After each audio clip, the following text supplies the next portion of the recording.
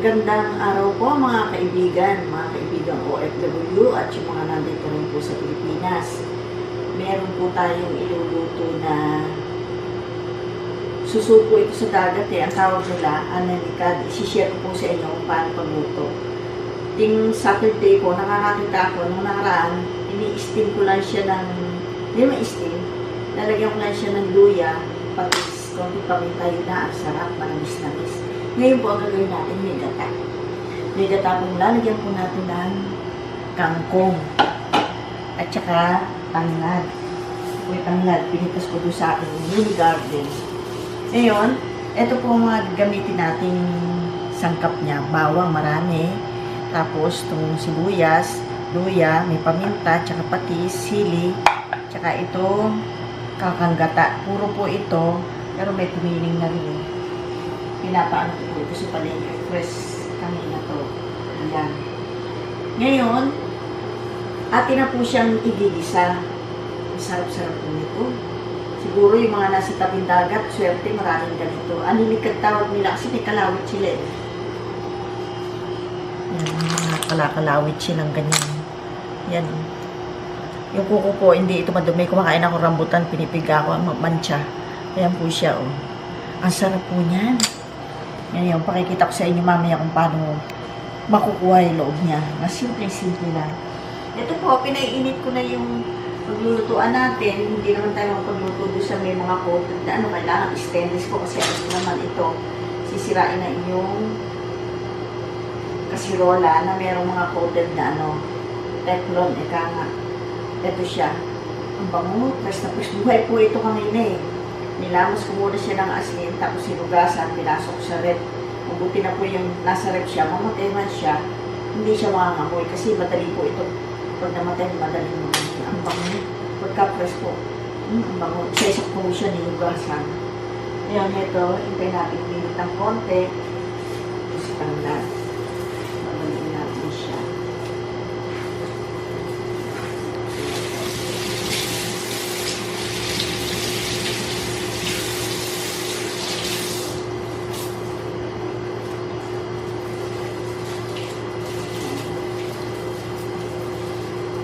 Ganyan lang kung ginagawa ko yung simple-simple lang. Para hindi siya lumukaw-lukaw. Madali siyang tanggalin. Mga pagkakalangkang ko. Ayan. Ngayon, tama-tama na po yung init niya. Ayan, maraming bawang. Para masarap na masarap. Malakas lang.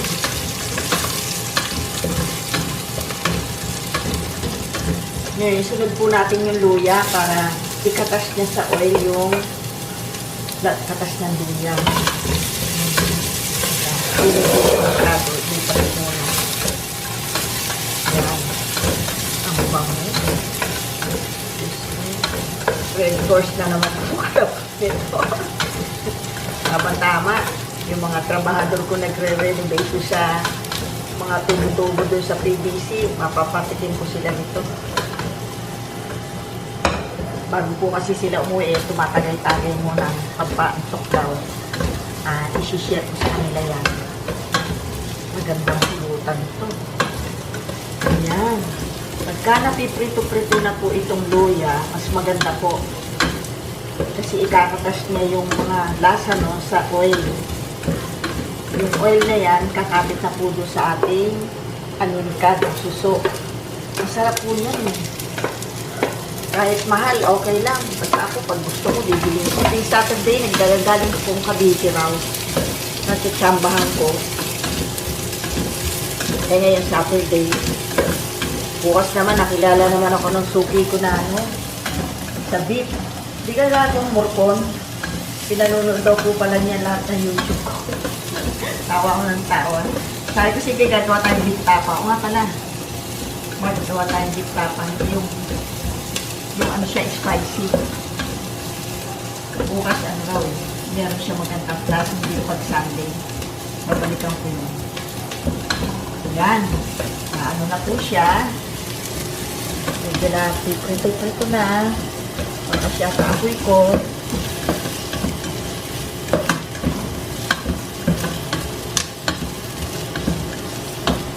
ko lang siya dito. Ayun pa siya. Anong tama? Bango yan. Manyaman. Ganamit. Napakasimple lang po nito. Pero talaga namang mahakot din sa kanin. Kahit wala akong kaperno isda nito, ito lang. Yung nga nakaraan po, di ba nagpo-post ako sa Facebook. Ini-steam ko lang siya na may luya lang, tsaka patis katapat niya, manamis-namis. Panlasa ko, lasang abalon.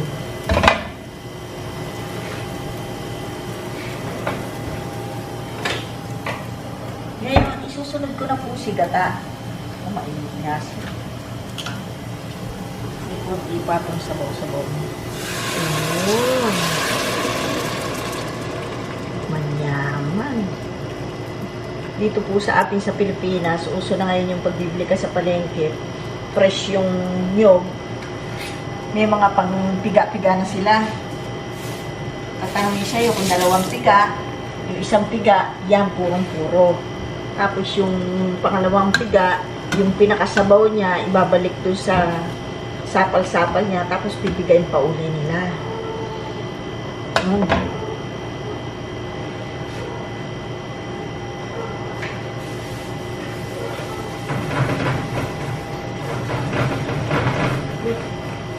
Nagwawala yung dito.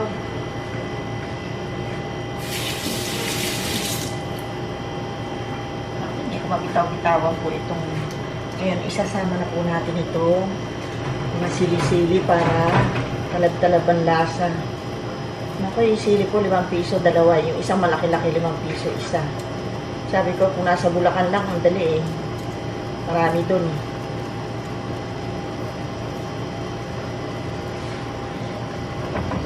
Yan, hintayin lang po natin siyang lumapot-lapot, kumulo ng konti.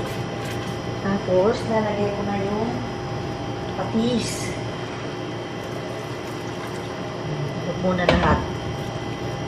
Ay, ang bango. Tapos, si paminta rin po, lagay na po natin. Yan.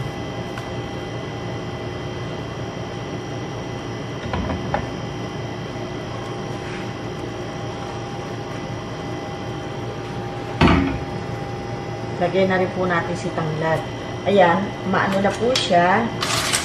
Pwede na natin ilagay ito. Dahil hinugasan ko na ng maraming beses yan. Ayan na po. Naku po, pagkasarap po nito. Talaga naman, red horse na katapat.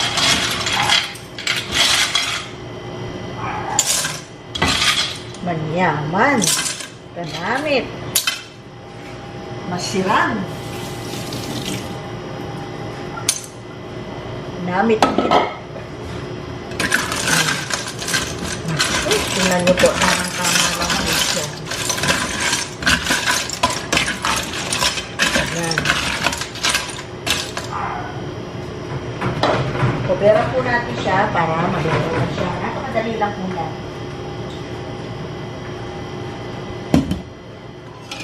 Ito po ating po siyang chicken.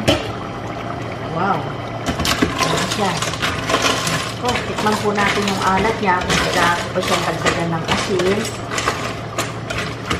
Ayan.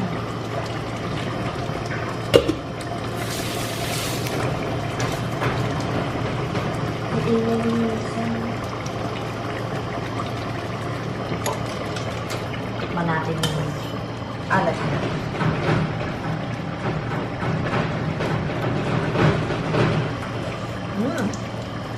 Ayos na.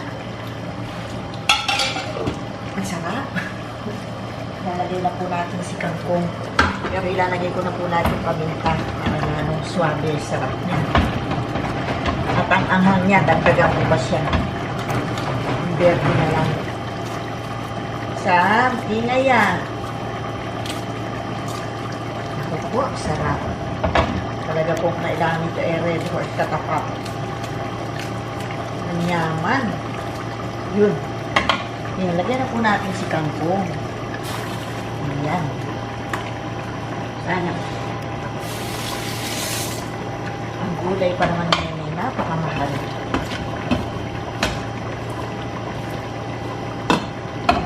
Super po natin siya para malamang siya ito. Kita nyo, dali-dali lutuin.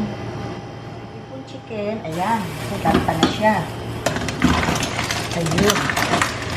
So, ready na to. Pwede na po natin ipulutan. Ayan, nagbantay-bantay na siya.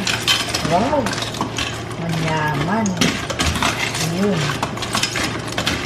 Okay na po.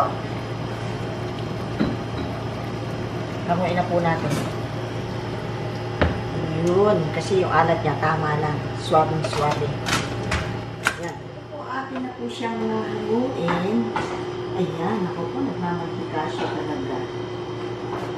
Akin na po siyang hahanguin. Ako, ayan, ano-ano yung mga gata-gata niya. Ayan. Wow, manyaman. Ako po, sarap. Ako, sarap. Ilagay po natin yung kangkong sa gilid. Ayun, ako, manyaman. Kasrabe.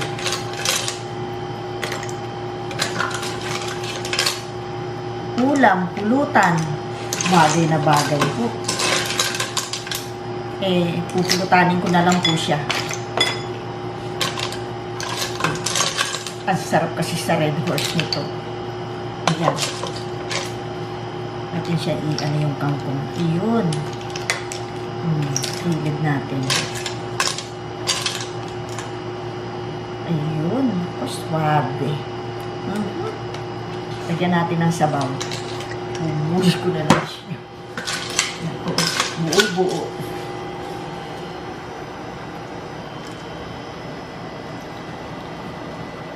Wow. Yan na po yung gata niya. Ayan. Ayan si Aninikad. Atin na siyang sisintensyahan. Teka, aking Red Horse, ipakukuha ko sa aking pamangkin na si Ayon. Sila nag-i-start na. Ayan. Oh, swab. Ito po. Wala po munang eating portion kasi medyo nabusog ako ngayon ng tanghali. Ngayon po, medyo paggabi na, alanganin. At saka, masarap pong pulutan. Pupulutanin na lang po natin. Ito po. Atin na pong sintensyahan. Patitikman ko po sa inyo. Ang tekniko po niyan. Ito. Tikman ko muna siya. Sarap na si Mau. Naghahanap ng kanin. Ito po.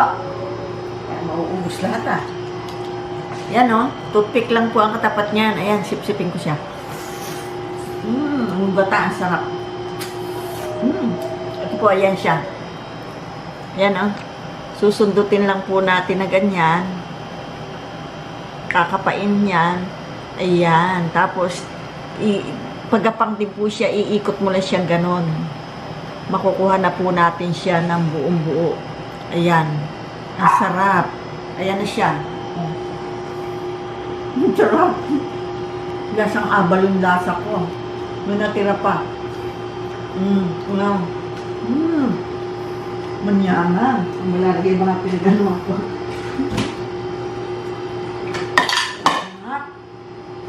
Naka masarap po talaga nito yan. Kaya, kung kakain ako ngayon mabusog, hindi ko ma-enjoy. Enjoy naman po natin. Ito po sip-sip-sip-sipin muna. Para po sa inyong mga OFW na nanood, eto nauna muna tikima bago nag-alok Kasi excited po akong pakita sa inyo kung paano technique ko Susundutin mo lang siya, pagagapangan mo siya ganyan, may naiwan. Sarap. Yung palawit niya, ayan. Galay na siya. Ang sarap niya. Parang masarap mo kami. Masarap talaga. Yan po Yun. Yan. Yun. Teka. Baka mapigtal siya. Dali lang paikot. Ayan, ang laki. Lasang abalon siya. Manamis-namis. Harap. Na. Ano po? Galit pati muna tayo dito. Masarap po sakit ng katawan ko rin. Maraming pinapagtrabaho rito, pati ako nagtatrabaho rin. Masarap. Manamis-namis talaga pala. Balansin siya. Lalo pong tumamis si pulang kabayo. Mm.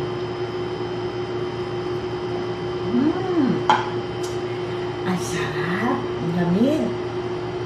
Pamparelax po talaga yan. Kayo pong mga napapagod sa trabaho, eto. Kung wala pong ganitong klaseng suso, kahit ano pong suso, pwede. Pero ang sarap po nito eh. Aninikad. Panlasa ko, abalon kasi manamis-namis siya. Sarap.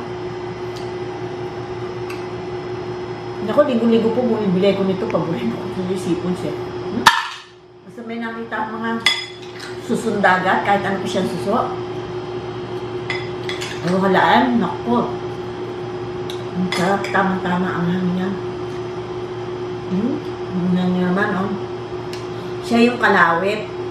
Nung makita ko to sa Oma, sabi ko, ay, may kalawit. Kasi kami Bulacan, wala naman ganito sa Bulacan. Hindi nakakarating yung mga ganitong suso sa parting Bulacan. Sa Nueva Ecija siguro, meron kasi malapit-lapit yun sa mga dagupan, mga bataan, may dagat dun eh. Ayun, ay, sarap. Parang abalong lasa, namis-namis siya. Sarap. Ito naman po, bating-bati siya.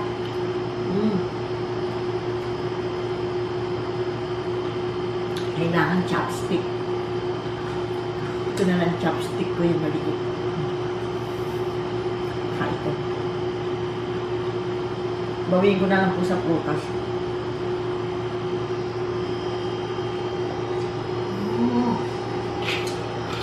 Manamis-namis.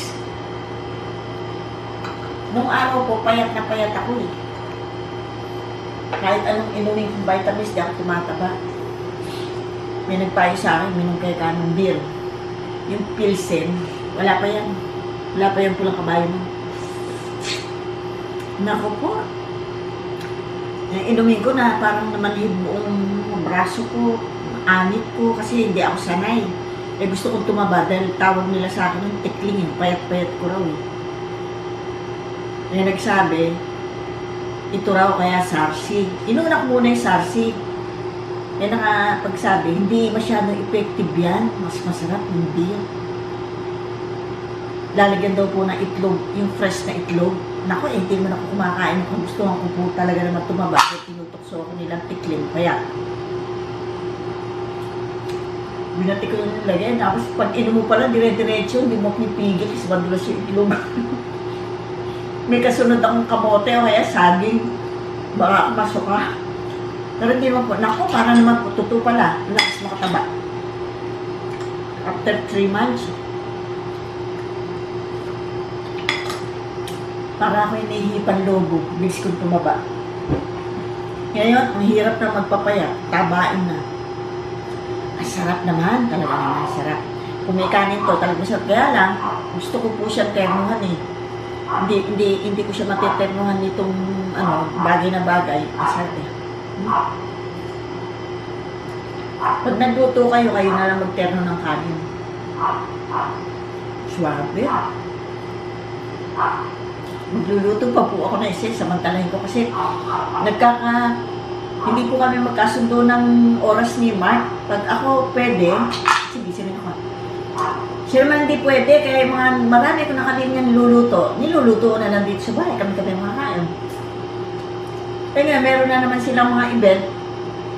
Niluluto ako pamaya-maya, doon ako kain ng kanin. Pero hindi mo na akong bakalasin. Diba? Manyaman. Patis lang at saka konting asin nilagay natin, no? Talaga namang, alam niyo naman ang seafoods. Steam mo lang yan. Malasang-malasa. Nakatingnan na naman ang kaya niya kasi. Tapos sisip-sip-sip-sipin mo. Pagka po kayo bibili nito, aamuyin nyo pagka maantot. Nako, hugasan nyo mabuti. Isa-isahin nyo, magtsaga, isa-isa, amuyin nyo. Pag mabaho, itapon nyo. Kasi kahit hulang iisa ang may sira dito o bulok. Tapos niluto nyo, lahat po damay, hindi nyo na makakain. Nangyari sa akin yan eh. Nang hinayang ako. Kaya ang ginagawa ko, tiyaga, gusto kong kumain masarap. Hugasan mo muna siya, lamasin ng asin. Tapos, pag may naamoy pa ako, isa-isa ko siyang inaamoy. Yun. Pag nakita ko yung kalaban, tapon na. Yun, hugasan ko pa uli siya. Tapos wala na. Kaya ito, yun. Ganyan po ginawa ko. Eh, buhay po yan eh. Buhay po yung kahuhuli lang daw sa kaninang magang-maga doon sa Cavite. Diretso na agad dito sa Karangalan. Ting Saturday yun, kaya nag-aabang ako palagi. Gusto ko ito yan. Pag meron pa siya ibang mga tindang laman dagat. Gusto ko eh. Sabi ko, gulaman. Gusto ko gulaman eh. Gawa salad. Hindi naman prinsesa, weakness pagkain. Saka ito nga po pala yung shoutout bago raw po ang malasing. May iluluto pa akong isa eh. Kasi bukas may event sila eh. May shoutout po tayo ng nailista ni Mark. Ito na. Nangunguna po si Opelia Dean. Ihens ba yun? Pronounce doon? Ian Siro. Jonah Coloma. Leti Balacano. Yolanda Alonso from Qatar. Tinsaf. Joanna Malik. Jocelyn Tenido. Evangeline Mendoza, Ciely Agustin, madalas natatanda na kita, madalas kong mabasa yan. Judith Valdez from Hong Kong, si Querida Joyce, kamusta ka? Brenda Hags, kamusta ka rin? Cyrus Rael from Kuwait, Joanna Francisco,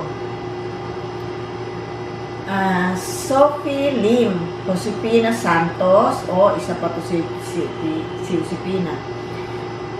Julieta Romulo from Saudi, Sara Barbosa, kamusta ka Sara?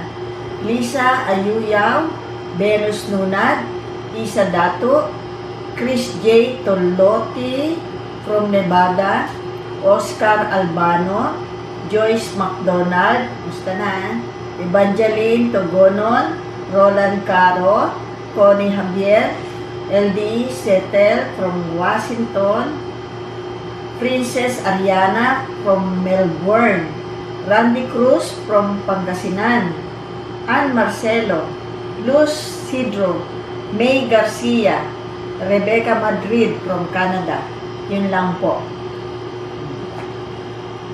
Sige po, tatapusin ko na po ito at meron pa akong inulutong isa. Baka ang malasing hindi naman pagluto. Sayang po yung opportunity na meron tayo hindi taga-video ngayon.